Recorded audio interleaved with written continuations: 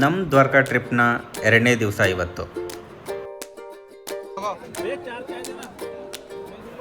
ಬೆಳಿಗ್ಗೆ ಫ್ರೆಶಪ್ ಆದಮೇಲೆ ನಮ್ಮ ಡೇ ಹೀಗೆ ಶುರುವಾಯಿತು. ದೇವಸ್ಥಾನದ ಹತ್ತಿರದಲ್ಲಿಯೇ ಗುಜರಾತಿ ಸ್ಟೈಲಲ್ಲಿ ಬ್ರೇಕ್ಫಾಸ್ಟ್ನ ಟ್ರೈ ಮಾಡಿದ್ವಿ. ಡೋಕ್ಳಾ, ಮಿರ್ಚಿ, ಪಾಪಡಿ, ಜಿಲೇಬಿ ತಿನ್ಕೊಂಡ್ಬಿಟ್ಟು ಬೈಕ್ನ ರೆಂಟಿಗೆ ತಗೊಂಡ್ವಿ.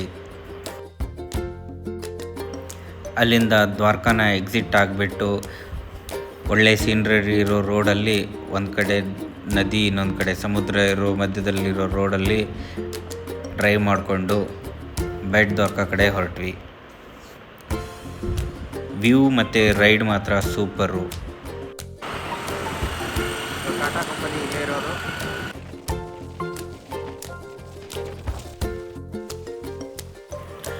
Around half an hour ride ಮಾಡಿದ್ಮೇಲೆ ಬೆಟ್ ದ್ವಾರಕಾನ ರೀಚ್ ಆದ್ವಿ.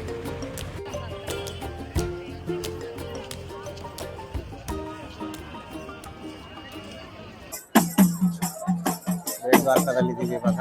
ಸೊ ನೋಡ್ಬೋದು, ಇವತ್ತು 25th ಡಿಸೆಂಬರ್ ಆಗಿರೋದ್ರಿಂದ ತುಂಬ ಕ್ರೌಡ್ ಇದೆ ಇಲ್ಲಿ. ಸೊ ಹೆವಿ ಅಂದರೆ ಹೆವಿ ಕ್ರೌಡು.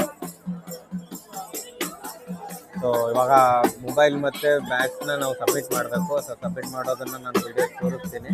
ಸೊ ಇವಾಗ ನಾವು ಇಲ್ಲೆಲ್ಲ ನೋಡ್ಬೋದು ನೀವು, ಲಗೇಜ್ ಕೌಂಟ್ರ್ ಇದೆ, ಆಮೇಲೆ ಶೂಸು, ಆಮೇಲೆ ಚಪ್ಪಲೆಲ್ಲ ಇಡೋಕ್ಕೆ ಸ್ಟ್ಯಾಂಡ್ ಇದೆ, ಆಮೇಲೆ ಮೊಬೈಲ್ ಕೂಡ ನೀವು ಇಟ್ಕೊಳ್ಳೋಕ್ಕೆ ಸ್ಟ್ಯಾಂಡ್ ಇದೆ. ಸೊ ಇವಾಗ ನಾವು ಅದೆಲ್ಲ ಸಬ್ಮಿಟ್ ಮಾಡಿಬಿಟ್ಟು ದರ್ಶನಕ್ಕೆ ಹೋಗ್ತೀವಿ. ದರ್ಶನಕ್ಕೆ ಹೋಗಿ ಬಂದಮೇಲೆ ಮುಂದಿನ ವಿಡಿಯೋ ಮಾಡೋದು. ನನಗೆ ಸೊ ದರ್ಶನ ಆಯಿತು ನಮ್ಮದು. ಸೊ ದರ್ಶನ ಆದಮೇಲೆ ಇವಾಗ ಮತ್ತೆ ಬ್ಯಾಕ್ ಪ್ಯಾಕ್ಸು ಮತ್ತು ನಮ್ಮದು ಲಗೇಜ್ ಆಮೇಲೆ ಮೊಬೈಲ್ನ ತಗೊಂಡಿದ್ದೀವಿ. ಹೇಳ್ಬೇಕಂದ್ರೆ ಇಲ್ಲಿ 3-4 ಪ್ಯಾರಲಲ್ ಕ್ಯೂಸ್ ಇದೆ. ಸೊ ಅದರಿಂದ ಎಷ್ಟೇ ಜನ ಕ್ಯೂ ಇದ್ರು ಮಿನಿಮಮ್ 30 to 35 ಮಿನಿಟ್ಸ್ ಅಲ್ಲೇ ದರ್ಶನ ಆಗ್ಬೋದು. ನಂತರ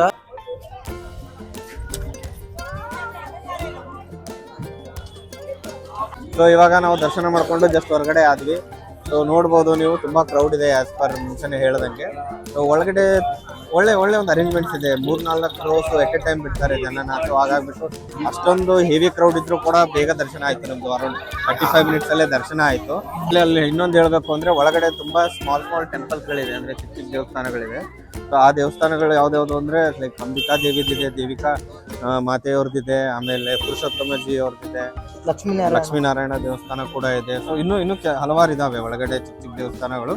ಸೊ ಎಲ್ಲನೂ ಕೂಡ ದರ್ಶನ ಮಾಡಿದ್ವಿ, ಆರಾಮಾಗಾಯಿತು. ಏನು ಅರ್ಜೆಂಟಲ್ಲಿ ಯಾವುದು ರಶ್ ಇಲ್ಲ, ಈ ಥರ ಎಲ್ಲ ಪುಷ್ ಮಾಡೋದು ಆ ಥರ ಏನಿರಲಿಲ್ಲ. ಅದೊಂದು ತುಂಬ ಒಳ್ಳೆ ಅನುಭವ ಅನಿಸ್ತು.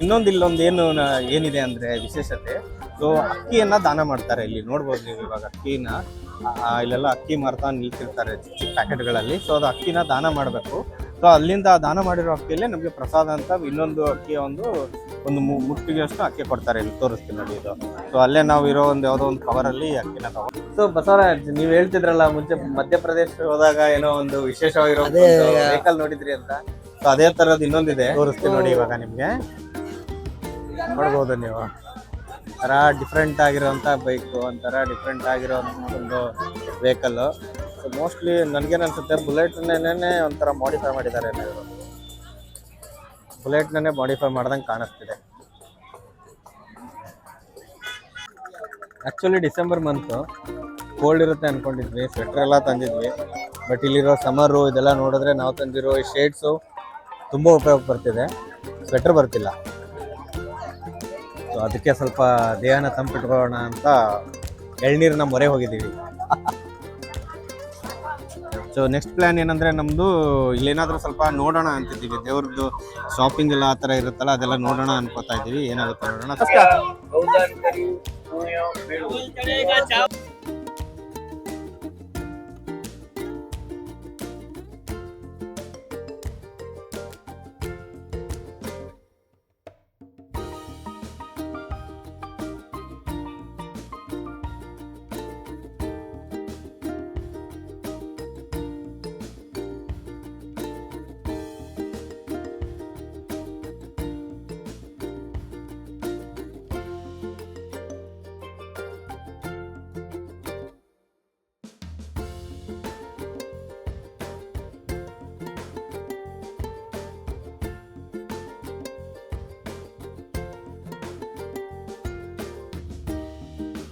ಸ್ವಲ್ಪ ಮೈನರ್ ಶಾಪಿಂಗ್ ಕೂಡ ಮಾಡಿದ್ವಿ.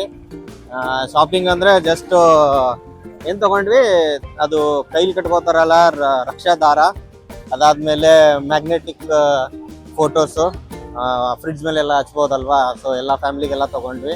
ದ್ವಾರಕಾ ದರ್ಶನ ಮುಗೀತು ಇವಾಗ. ಬೇಟ್ ದ್ವಾರಕಾ ಮತ್ತೆ ದ್ವಾರಕಾಧೀಶ ಎರಡೂ ದರ್ಶನ ನಾವು ಮಾಡಿದ್ವಿ. ಸೊ ಒಳ್ಳೆ ಒಂದು ಎಕ್ಸ್ಪೀರಿಯನ್ಸ್, ತುಂಬಾ ಖುಷಿ ಆಗ್ತಿದೆ. ಒಂದು ಒಂದು ಏನು ಹೇಳ್ತಾರಲ್ಲ ಚಾರ್ ಧಾಮ್ ಹೇಳ್ರಿ. ಇದೆ, ಅದ್ರಲ್ಲಿ ಒಂದು ಧಾಮ ಅಲ್ವಾ. ಸೊ ತುಂಬಾ ಖುಷಿ ಇದೆ. ಬಾಯ್ ಬಾಯ್ ದ್ವಾರಕೇಶ್ವರ, ದ್ವಾರಕಾನಾಥ್ಗೆ ಬಾಯ್ ಬಾಯ್ ಹೇಳ್ತಾ ಇದೀವಿ. ಬೆಟ್ ದ್ವಾರಕಾ ಇವಾಗ